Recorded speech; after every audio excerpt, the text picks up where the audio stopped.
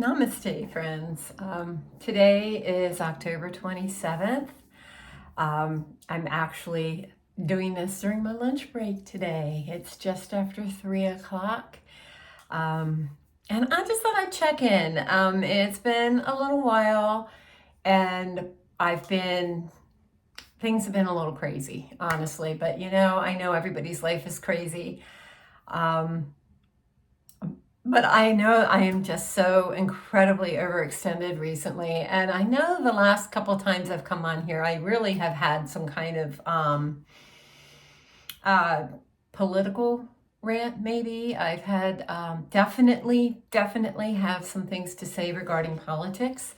Um, I know it's not the most popular thing. I know people don't like to talk about politics. They don't like to talk about religion. They don't like to talk about money. And of course, I understand that. However, these are the things that life is made of. And all of these things deeply affect all of us and how we live our lives.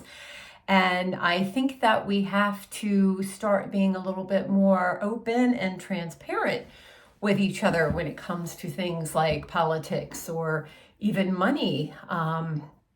Money is a tough discussion, and because of that, we have extreme wage disparity where just for example, in my company, we're all working and we're all making different amounts of money, and we're not allowed to discuss what our pay is. I know several states are starting to change that. Most recently, New York is now reporting wages and having wage transparency, which is going to help with that, that discrepancy in wages in the same role. So I'm down for that. I know that, I'm not going to get political, but I was just wanted to state that yes, we cannot have a relationship, or we cannot have a full, transparent, good communication in a relationship without being able to address some of these more difficult topics. We don't have to agree. That's okay. And I know that throughout my adult life, I've learned a lot, and many of the things that I have learned growing up, or maybe, practiced as I was an adult, a lot of these things have had to change. And the reason why they've had to change is because the more I learn, the more information that I get, the more that even just basic science and technology and everything else progresses, we have to take in all of that new information and understand it and evaluate it. And sometimes these things that we are exposed to or that we learn may come in conflict with things that we learned in the past, or beliefs that we held dear, in traditions and that we had or something. And sometimes we need to readjust. We need to reevaluate with the most current facts. So I am a firm believer in that. When I first went to college back when 30 some years ago, I did major in science and biology. When I went back to school as an adult, I had been so far removed from that field that I was essentially starting over. And I did go back and I got another degree in communication. Which you think would be really great, but it has not been very profitable, but I'm okay with that. That's neither here nor there. But yeah, so I was always very science-minded. So I just wanted to put that out there. Sometimes we do talk about hard things, and as we get older, and as being a woman in the third stage of my life, I'm in an interesting position in the world, because I am... a lot of women, when we're in menopause, we say we're invisible, because we are, to some extent, invisible. We're not viewed as, those young women, the maidens, the young women that want to get out there and, are desirable, and men want to woo them and marry them and everything. And then we're no longer in the mother phase where we're raising small children and having babies. We're in that third stage, sisters. Let me tell you, we are very different. We don't look like we used to. We don't think like we used to. However, the one benefit of being a woman in the third stage of womanhood is that I do have some wisdom. I have learned a lot. I do have a good knowledge base on a lot of things.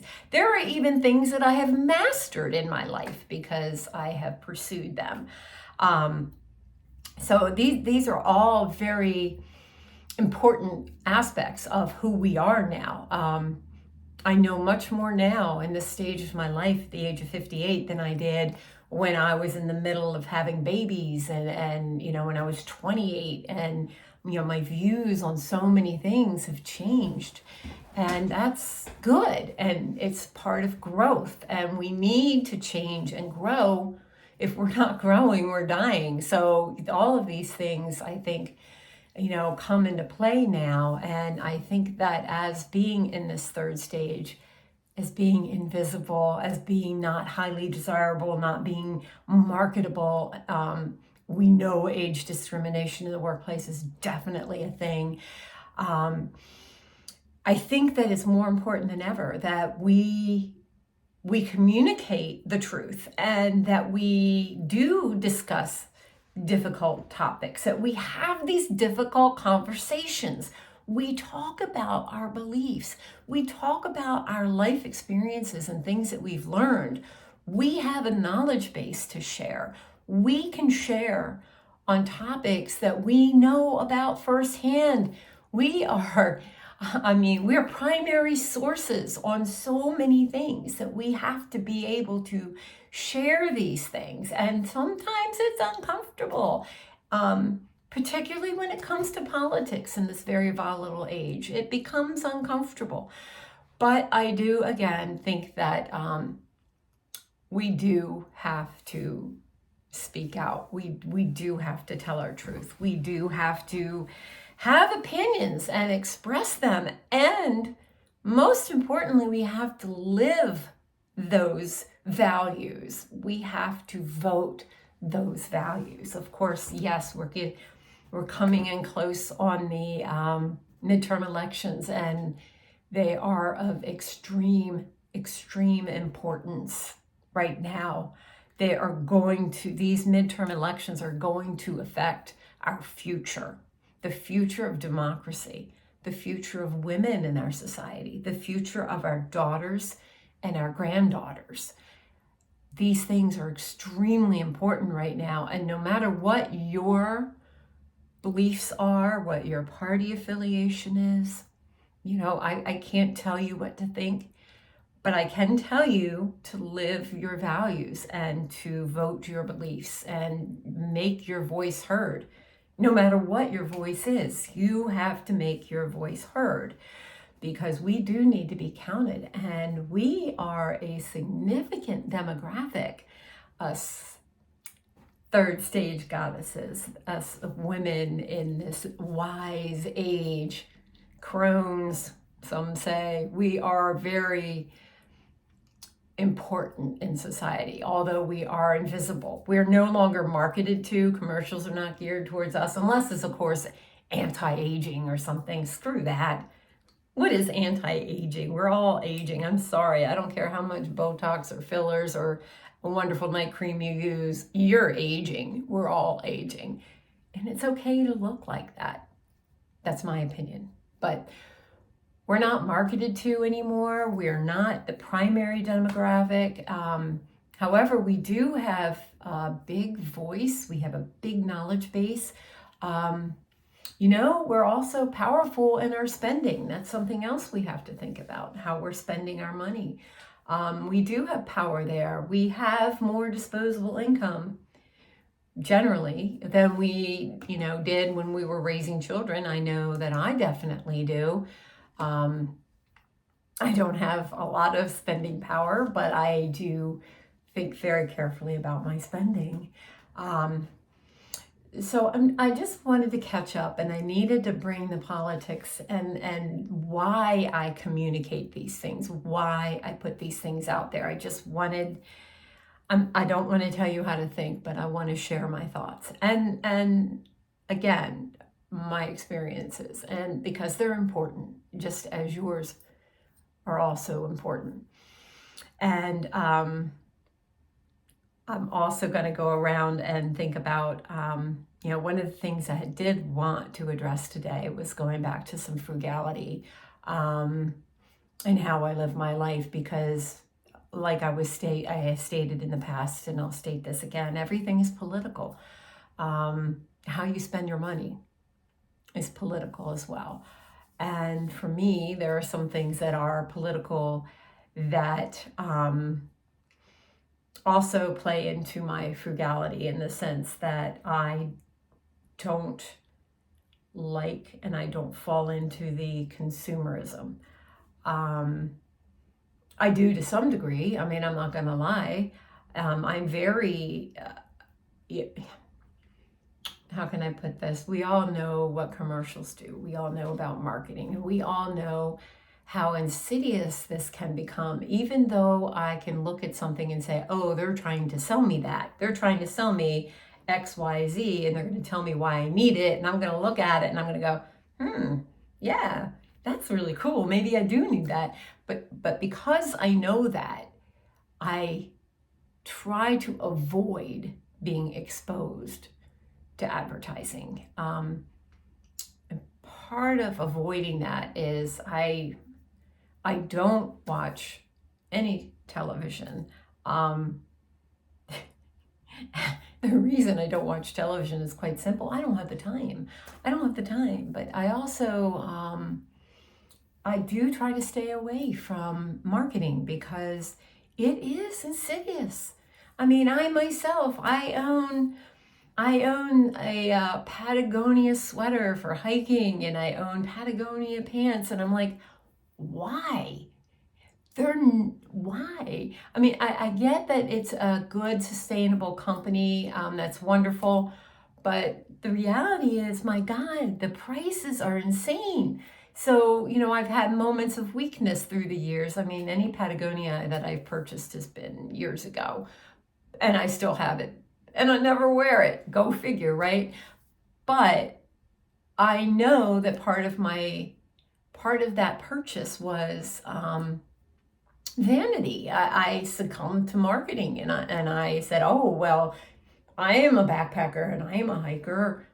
I should be wearing this as an advertisement that I do this. I didn't consciously think that, but I think that was the end result.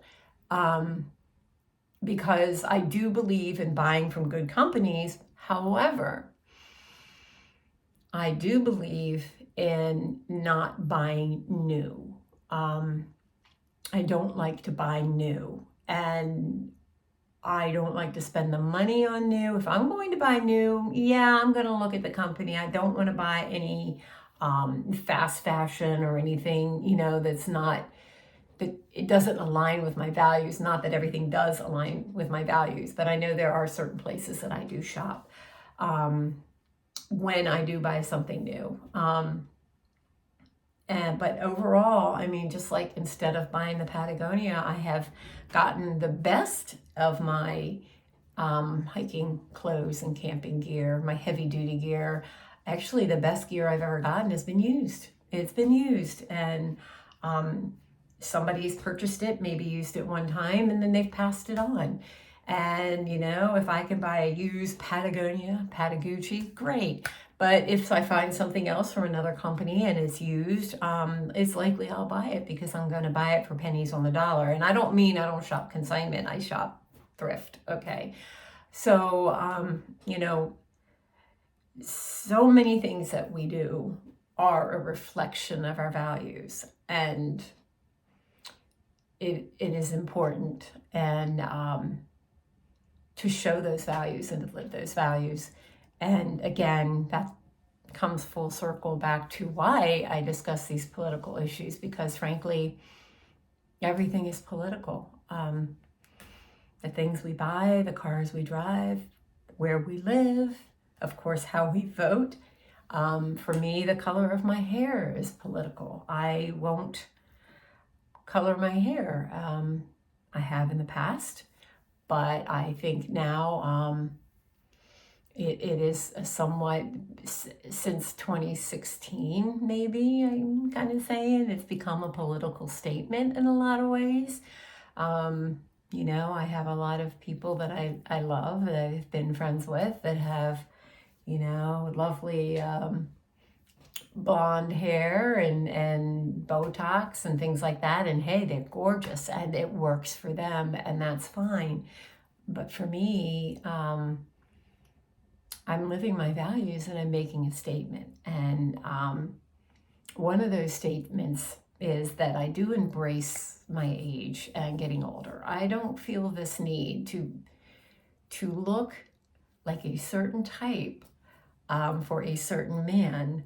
I mean, if you watch certain news channels, you're going to see a very specific type of person. I don't need to look that part. I don't need to look like a Barbie. I don't need to look young. I'm allowed to go gray. I'm allowed to have my wrinkles, and I'm allowed to be who I am. And that in itself, believe it or not, is a political statement. It's also a political statement that I don't believe in spending frivolous money. Not that there's anything wrong with spending money on yourself. By no means. There's nothing wrong with it. If it makes you feel good, by all means do it. But for me, that's not where my priority is. That's not my value. That's not where I'm going to put my money. It's just not where I'm going to put my money. It's also not where I'm going to put my time. I don't have time to get my hair done all the time. I don't have time to do all of these other things. So I know this has been a little rambly. I wanted to come on and just kind of talk about why I brought up some politics on my page, why I'm continuing to do that. So I did want to pull in that frugality aspect in there. That's so important. So, but that's one of my values. And I think it's in alignment with my politics. So I just hope that maybe you can think about that and think about your values and what's important to you, how you can best live your values, how you can best use your vote for the future, how you can best show the world, but with your voice and with your presentation, who you are and what you value, and understand that everything you do is political and it is making a statement to some people. That's really all I wanted to say. I know I rambled, and if you stuck with me this long, I love you and thank you so much. Peace, my friends.